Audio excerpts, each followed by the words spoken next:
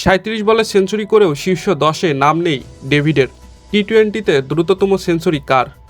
দ্রুততম সেঞ্চুরির তালিকায় টিম ডেভিডকে ওপরের দিকে খুঁজে পাওয়াই মুশকিল। সেন্ট কিটসে ওয়েস্ট ইন্ডিজের বিপক্ষে টি-20 সিরিজে তৃতীয় ম্যাচে ডেভিড গতকাল 37 বলে সেঞ্চুরি করেছেন।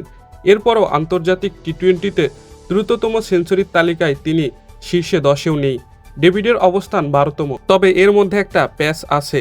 এটি টেস্ট খেলুড়ে কোনো দেশের বিপক্ষে তৃতীয় দ্রুততম সেঞ্চুরি। তবে এই তালিকায় সহযোগী দেশগুলোর একটা দাপট আছে। দ্রুততম সেঞ্চুরির তালিকাতেও সেই দাপট স্পষ্ট।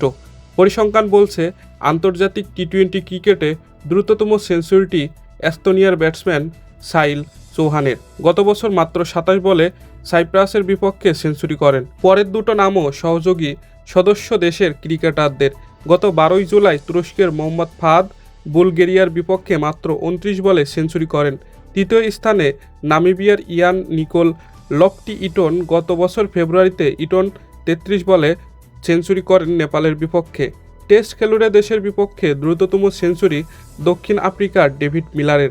রোহিত শর্মাও সেঞ্চুরি করেছেন 35 বলে, যেটি 2017 সালে। দর্শক, এই ছিল খেলাবাজের আজকের ভিডিওটি ভালো লাগলে লাইক করে দিন। নিয়মিত খেলার আপডেট ভিডিও পেতে আমাদের চ্যানেলটিকে সাবস্ক্রাইব করে রাখুন।